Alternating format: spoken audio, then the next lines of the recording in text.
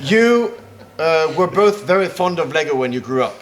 And Warren, I read that you don't quite know what your first set was, but the set that got Kitty hooked was not Scala, which I would have thought, because, or which was at least what Lego would have thought you would have been into at the time, but in fact... I actually had to look up the set number because I can never remember it, but it's 7822, and it was a train station. And also there was a companion railway crossing that came out the same year. That was 1980. And I remember it really specifically because it had a brick-built bridge that went up and over the railway tracks. And at 5 years old, I found that quite complicated, but really good fun. So you started out in trains? Yeah. That's brilliant. Typically what Lego thinks, that's where the girl starts building Lego. Yes. Yeah. Yeah. Wonderful. And you lost interest in Lego at about the same time that most fans' dark age set in. I think probably, yeah. I was very into dolls' houses and dolls' house kits and doing my own furniture and things for that as a child as well. So I think I lost interest when I was a teenager, regular stuff.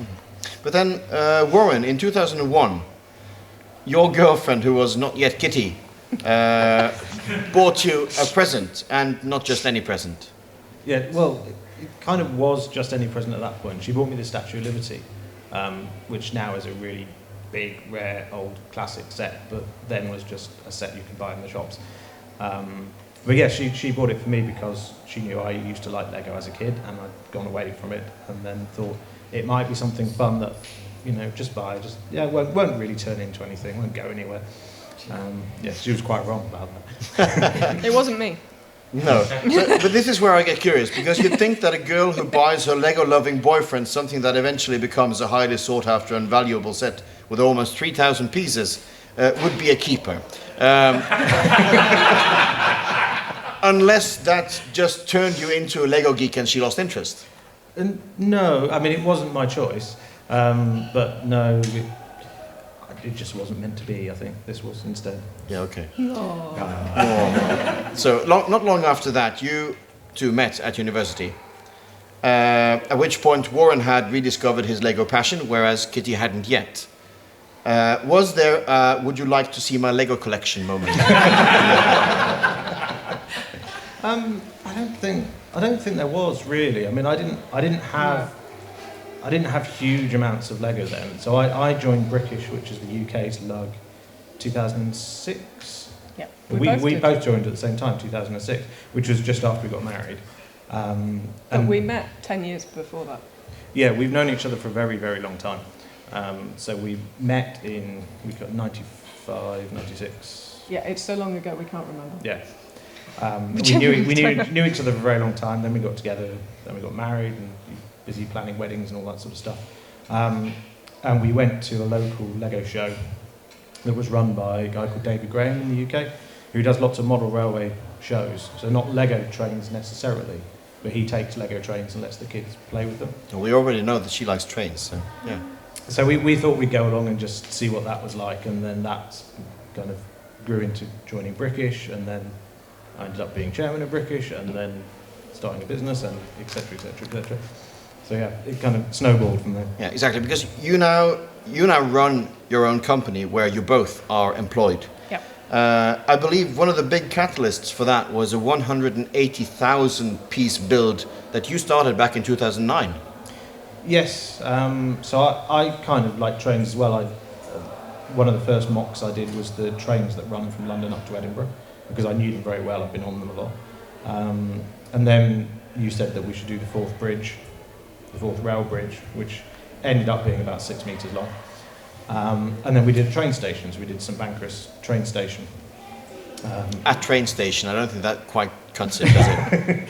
It went 180,000 piece, 4 metre long, 2 metre wide train station. A train station, yeah. It's a train station.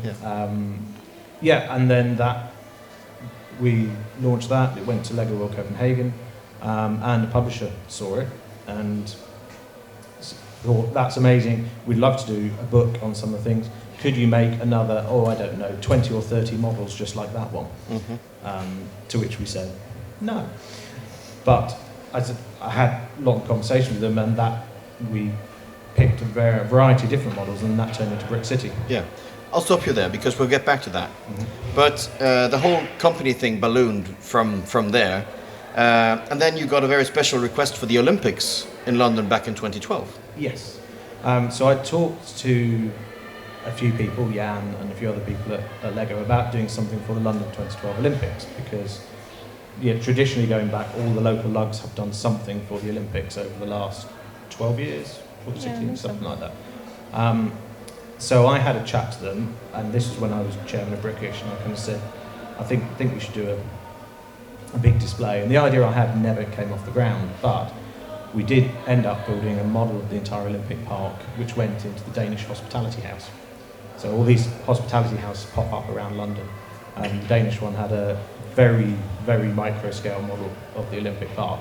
So that was still 3 meters by 1.5, but the people were basically just 2 1-by-1 round plates on top of each other. And then 3 months after the Olympics, in November 2012, you gave up your daytime job as an IT consultant for what eventually became a full-time LEGO job. How big a step was that for you? A big step for both of us, because we'd have a mortgage to pay.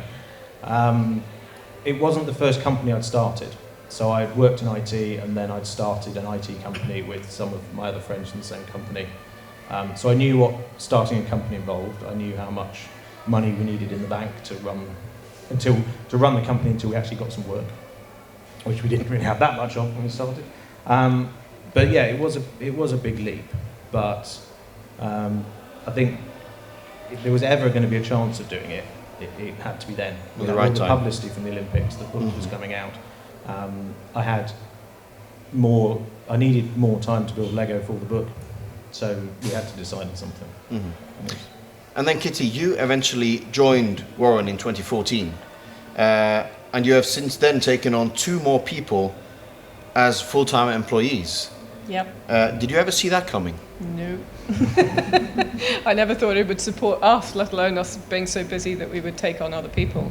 I was never one of those people who had a particular career plan in mind, so I've always moved from things that interested me into something else that's interested me. But I'd never run my own business before. I'd done some consultancy work, but I'd never run my own company. So that was different and a lot of change from working for somebody else to working for yourself. I wouldn't go back again, though, I have to admit. I like the freedom I get for working for myself. We work extremely hard, but equally we get to come and do this and travel together and do things together and support each other, and it's really nice. So out of the St. Pancras build and then the Olympic build came the Brick City book. And I quote from the blog on your website, "Seeing a book on the shelves with your name on it is simply as cool as tits." And you can now potentially walk into a bookstore experiencing no less than 9 tits. Sorry, no, titles. Titles is what it says. How do you work when you're creating a book? Hard. Writing, I know a few people that have written books, and writing a book of any sort is ridiculously hard. It's huge amounts of work. Lego books especially so, because you have to produce a lot of models in a very short space of time. So some of the books that we've produced, most of them take 3-4 months to make. Some of them have been done in 1 or 2. And if you think that involves choosing all the models, designing all the models, building all the models, sourcing all the parts, building the models, breaking them down, writing instructions, creating instructions, and then all of the text you have to write as well. They're incredibly hard work. Luckily now there are more of us in the company. We can actually split things up. So, not every single model in every book is mine. I know, it's shocking. So yeah, it's very hard work, but it is good fun, and it pushes me especially to build things I wouldn't normally build. So all the things that I don't think I'm very good at, which I might still not be, but it pushes you on. Mm-hmm. Do you keep all the builds from the books? And I ask you that because you go on tour with themed exhibitions. Yes, we keep nearly everything. We will now decide before we build if it's going to be kept or not. If it's not going to be kept, then we'll build something purely for photography. So, for instance, in Brick Wonders, Kitty did the Great Barrier Reef, Yes. which was lovely, but you can imagine a barrier reef, lots of very fragile things, stacks of things. The sand on the bottom was just a big box of 1x1 round plates tipped on. So you couldn't keep that even if you wanted to. So we'll decide that certain things would just be built for photography. Everything else will be kept, and then, yes, we've got 5 touring exhibitions now. And by doing doing these exhibitions, you have done something that I don't think many other people, except maybe Nathan Sawaya, has done on this scale, getting Lego into museums. You've even given a lecture to the Royal Incorporation of Architects in Scotland. Did they take you seriously? I don't think they did when I started, and I did slightly make the mistake of, I went through and showed them lots of pictures and actually showed how, when we build Lego models, anybody that's built a Lego model of a building, you look at the architecture, how it's built, what's important, which bits you need to replicate, which bits you can kind of fudge, and which bits you can miss out entirely. So I went through and was talking them through this process, and did slightly make the mistake of telling them that nobody really looks that closely at the buildings they design. Good start. Good start. But it was really interesting. So I did things like, I showed them a picture of the St Pancras model we had, and then moved on a slide or two and asked them what colour the roof was of either the real building or the model, and nobody could tell me. And this is a bunch of architects. And I said, you would notice if it's wrong. If it's very badly wrong, if it was bright blue, you would notice. But if it's, say, sand green or maybe sand blue or grey or light grey, dark grey, you won't notice unless it's massively wrong. And that's something that's really interesting when we do commercial work. We have to kind of explain this and talk to all our customers about actually what it's going to look like, and the fact that they want something that looks correct, even though it's probably not. Mm-hmm. You mentioned, you say you keep almost all your models. Yeah. That means you have more than a shed to put them in. One of the questions that's most debated in the Lego community is whether it's better to sort by brick type or by colour. When you have about 4 million bricks in storage, what is the answer to that question? Both. And very unanimously. Yeah. So our main build area is actually, it's about the size of this room, probably. We have a big table set down the middle, and then along the left and the right hand walls are drawers. So there's 2 metre high sets of drawers running the length of the room. One side is brick, plate, tile, and the other side is basically everything else. And it's all brick, plate and tile is split primarily by colour, but then by size. Mm-hmm. So we'll have a vertical stack of white, and then there'll be 1 by plate, 2 by plate, 4 by plate, 6 by plate, etc. And the other side is, we actually came up with our own categories. I got to write taxonomy, it was fun. Yeah, because Bricklink's categories are crazy, and Lego's categories are even crazier, so we built our own. Because that was going to be my next question, my follow-up question. Bricklink names or Lego names, but a bit of both, especially because Guy, who works for us, used to work at Legoland. Uh-huh. So he counts. He's used to the Lego. Yeah, something will be like 3 1/3 bricks high, not 3 bricks and a plate. Uh-huh. And there's slopes of roof bricks and various other things to him. So that was interesting the first couple of months he was working with us. Mm-hmm. The next question I could have skipped because we have already seen that, but all the builders for the Legoland parks and pretty much all the Lego certified professionals, they use glue. So we know that you do because you're using it in the hall, and we can smell it when we walk past. But do you all? But I know you don't always use glue. No, it's a decision we make based on a few things. One of which is time, because gluing is very slow. Not so much the cock that we've made this week, because that's basic brick. But if you were to try and glue a mock, it will take you roughly double the time it would take you to build it in the first place. And that then means double the cost. So if a customer doesn't need it glued, if it's never going to move, then we'll suggest they don't glue it because it's cheaper. Mm-hmm. But if something is going on tour, like a lot of the exhibition models, or if something is going to be played with and touched, then it really should be glued. I know something that's been on tour that wasn't glued, that has been moved around quite a lot, which was much bigger than the cock.